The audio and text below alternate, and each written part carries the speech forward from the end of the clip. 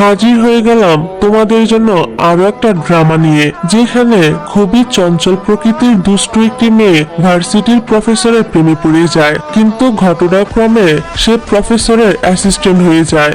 এরই মধ্যে প্রফেসরের ছোট ভাই আবার মেয়েটিকে পছন্দ করতে শুরু করে। এখন শেষ পর্যন্ত মেয়েটি কার সাথে সম্পর্কে জড়াবে নাকি অপূর্ণই রয়ে যাবে তাদের ভালোবাসা, তা জানার জন্য পুরো ভিডিওটা দেখতে হবে। তাহলে চলো আর দেরি না করে এবার গল্পের মধ্যে ঢুকা যাক।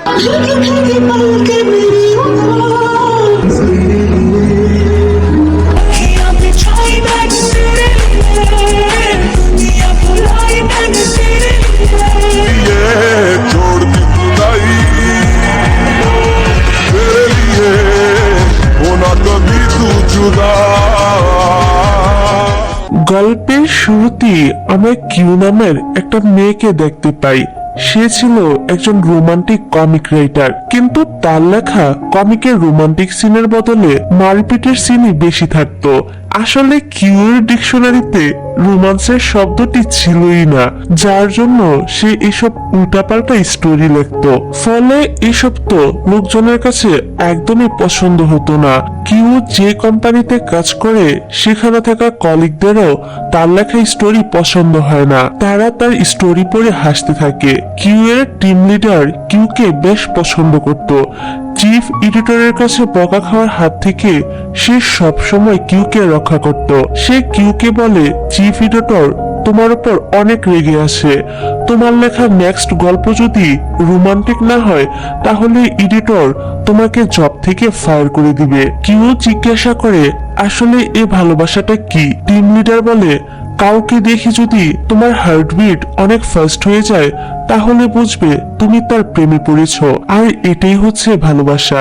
কেন, তোমার কি কাউকে দেখে কখনই এরকম হার্টবিট বাড়েনি? কিউ বলে, আমি হার্ট অ্যাটাকের কথা তো শুনেছি, কিন্তু এই হার্টবিটের সম্পর্কে আজই প্রথম শুনলাম। আর এরকম কথা শুনে তো টিম লিডার এবার ওর উপরই রেগে যায়।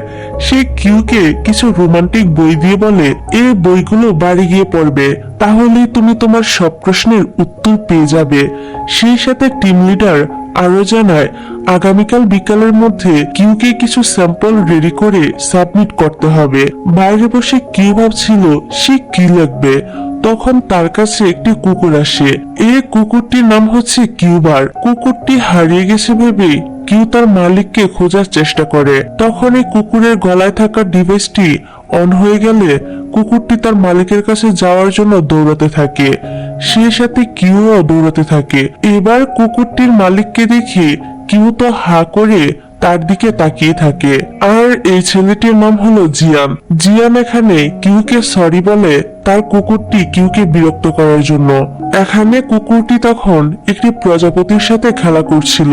কুকুরটি প্রজাপতি ধরতে গিয়ে জিয়ানকে ধাক্কা দিয়ে দেয়, ফলে জিয়ান তো কিউর উপর পড়ে যায়। এই জন্য সে কিউকে সরিও বলে। কিউ বলে তার সরি বলার কোনো প্রয়োজন নেই, এটা তো সে ইচ্ছা করে করেনি, জাস্ট একটা অ্যাক্সিডেন্ট ছিল।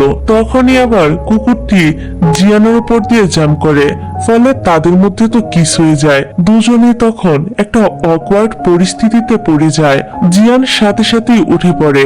এদিকে কিউর অবস্থা তো একদম খারাপ হয়ে গিয়েছিল, কারণ তার হার্টবিট এই প্রথমবারের মতো অনেক বেশি ফাস্ট হয়ে গিয়েছিল। তারপর কিউ জিয়ানের ফোন নাম্বার চায় যাতে সে তার সাথে পরিচিত হতে পারে। তখনই কিউ এর টিম লিডার তাকে ফোন করে বলে আজই তাকে তার কাজ সাবমিট করতে হবে। কিউ জিয়ানকে এখানে একটু ওয়েট করতে বলে তার অফিসে চলে যায়। সে তার এবং জিয়ানের সাথে ঘটা ঘটনাগুলো কমিকে খুব সুন্দর করে ডিজাইন করে।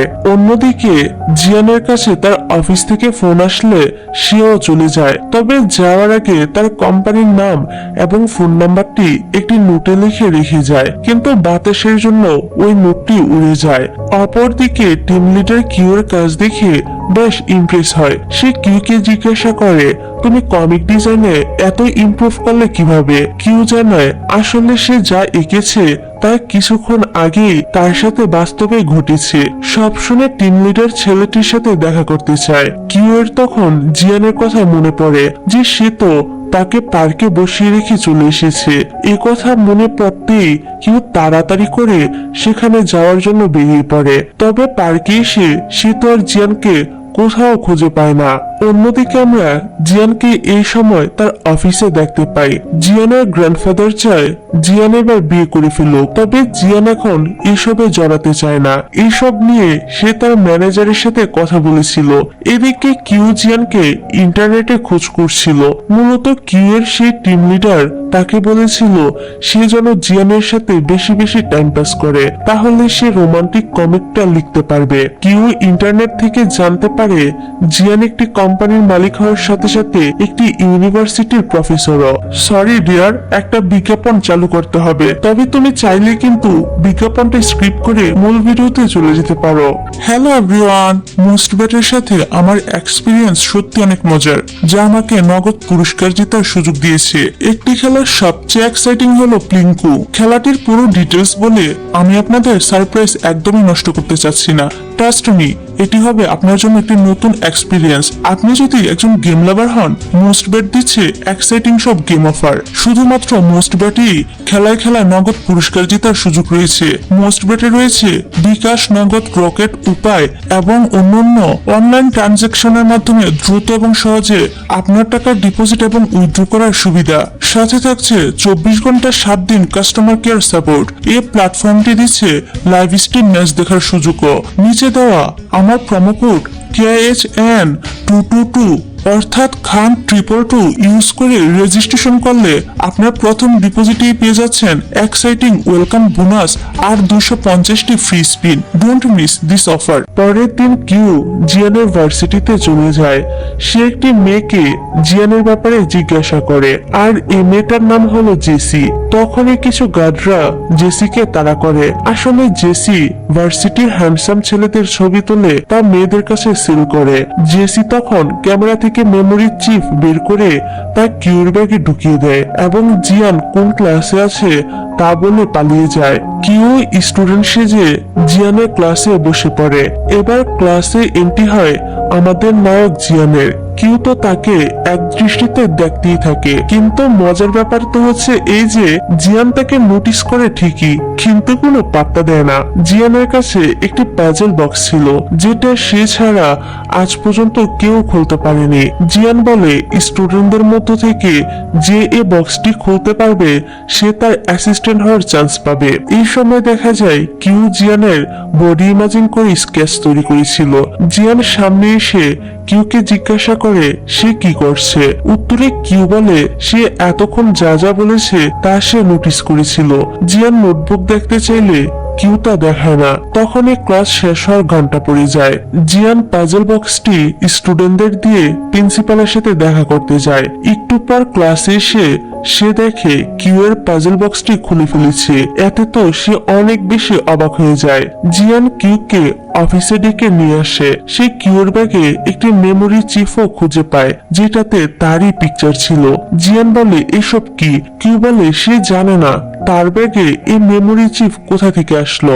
এখন যেহেতু জিয়ান কথা দিয়েছিল পাজল বক্সটি যে খুলতে পারবে তাকে জিয়ান অ্যাসিস্ট্যান্ট বানাবে, তাই সে কিউকে অ্যাসিস্ট্যান্ট বানিয়ে নেয়। তারপর সে কিউকে একটি কার্ড দেয় এবং আগামীকাল থেকে টাইম মতো কাজে আসতে বলে।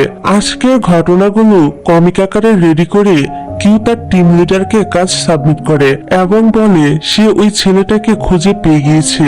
এদিকে জিয়ানের ম্যানেজার জানতে পারে জিয়ান নতুন একজন অ্যাসিস্ট্যান্ট হায়ার করেছে। তাদের কথা দ্বারা আমরা বুঝতে পারি মিস্টার জিয়ানের কোনো অ্যাসিস্ট্যান্ট বেশি দিন কাজে টিকতে পারে না। সেই সাথে জিয়ানের তাদের কারোর নামও মনে থাকতো না। যাই হোক, পরের দিন কিউ এর সাথে জিয়ানের দেখা হলে সে কিউকে তার আইডি নম্বর অনুযায়ী ডাকতে থাকে এবং এই সপ্তাহে তাকে কি কি কাজ করতে হবে তা বলতে থাকে। কিউ তখন জিয়ানকে বলে, আপনি আমাকে নাম ধরে না ডেকে আইডি নাম্বার অনুযায়ী ডাকছেন কেন? কিউ জিয়ানকে নিজের নামটা বলে। জিয়ান তখন রুডলি বলে, তার কাছে কাজ ইম্পর্টেন্ট, মানুষের নাম নয়। জিয়ান আরো বলে, 1 সপ্তাহ পরেও যদি আমার তোমার নাম মনে থাকে তাহলে তুমি কাজে থাকতে পারবে, আর যদি মনে না থাকে তাহলে তোমাকে কাজ থেকে বের করে দেওয়া হবে। জিয়ান যখন এখান থেকে চলে যাচ্ছিল তখন জেসি নামের ওই মেয়েটা আবারও জিয়ানের পিকচার তুলতে থাকে, তবে জিয়ানের ম্যানেজার তাকে ধরে ফেলে। ততক্ষণে জিয়ানও এখানে এসে পড়েছিল। ম্যানেজার জানায় জেসি তার ছবি তুলে সেগুলো বিক্রি করার মাধ্যমে টাকা ইনকাম করে। এখানে আমরা জানতে পারি জেসি আসলে জিয়ানের কাজিনই হয়। জিয়ান তখন ক্যামেরাটা নিয়ে চলে যায়। তারপর সে যখন ক্লাসে আসে তখন দেখে কিউ তার ডেস্কের নিচে লুকিয়ে রয়েছে এবং কাগজে তার নাম লিখে সেটা ধরে আছে যাতে জিয়ানের তার নামটা মনে থাকে। জিয়ান পেন্সিল ফেলে দিয়ে সেটা তোলার বাহানায় নিচে বসে আর কিউকে বলে, তোমার এসব কিছু করার কোনো প্রয়োজন নেই, আমার তোমার নাম মনে আছে। এটা বলে সে কিউকে কিস করে আর তখনই কিউর ঘুম ভেঙে যায়। মানে সে এতক্ষণ ধরে এসব কিছু স্বপ্ন দেখছিল। কিউ বলতে থাকে, না না না, এসব আমি কি ভাবছি। অন্যদিকে জিয়ান জেসির ক্যামেরার পিকচার দেখছিল, সেখানে একটা ছবিতে কিউকেও দেখা যাচ্ছিল। জিয়ান কিউ এর ছবিটা জুম করে দেখছিল, তখন পিছন থেকে এক প্রফেসর এসে জিয়ানকে বলে, মেয়েটি তো অনেক সুন্দরী, তার নাম কি? জিয়ান তখন বলে, তার নাম কিউ, অর্থাৎ জিয়ানের কিউর নামটা মনে আছে। ক্লাসে আসার পর জিয়ান দেখে কিউ তার ডেস্কের নিচে নাম লেখা কাগজ ধরে বসে আছে, যেমনটা কিউ গত রাতে স্বপ্নে দেখেছিল। তবে জিয়ান তাকে বাইরে বেরিয়ে আসতে বলে আর বকাবকি করতে থাকে, অর্থাৎ এখানে তার স্বপ্নের মতো কিছুই হয় না। ফলে কিউ তো সবার সামনে অনেক ইনসাল্ট হয়ে যায়। তবে সেও হার মানার পাত্রী ছিল না। সে ডিসাইড করে যে করি হোক জিয়ানকে তার নাম মনে রাখিয়ে ছাড়বে। কিউ ওর টি শার্টে নিজের নাম লিখে রাখে যাতে জিয়ানের ওর নামটা মনে রাখে। লাঞ্চের সময় কিউ জিয়ানের খাবারের মতো কেচাপ দিয়ে নাম লিখে দেয় টিস্যু পেপারে, এমনকি জিয়ানের কম্পিউটারের ওয়ালপেপারও নিজের নাম লিখে রাখে। তবে এসব কিছু দেখেও জিয়ান এমন একটা ভাব করে যেন সত্যি তার কিউর নামটা মনে নেই।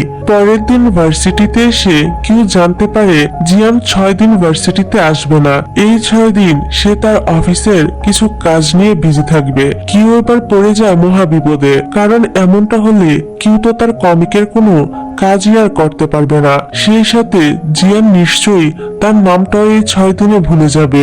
যাওয়ার আগে জিয়ান কিউর জন্য আসসালামু আলাইকুম এভরিওয়ান, হাজির হয়ে গেলাম তোমাদের জন্য আরো একটা ড্রামা নিয়ে, যেখানে খুবই চঞ্চল প্রকৃতির দুষ্টু একটি মেয়ে ভার্সিটির প্রফেসরের প্রেমে পড়ে যায়, কিন্তু ঘটনাক্রমে সে প্রফেসরের অ্যাসিস্ট্যান্ট হয়ে যায়। এরই মধ্যে প্রফেসরের ছোট ভাই আবার মেয়েটিকে পছন্দ করতে শুরু করে। এখন শেষ পর্যন্ত মেয়েটি কার সাথে সম্পর্কে জড়াবে নাকি অপূর্ণই রয়ে যাবে তাদের ভালোবাসা, তা জানার জন্য পুরো ভিডিওটা দেখতে হবে। তাহলে চলো আর দেরি না করে এবার গল্পের মধ্যে ঢুকা যাক।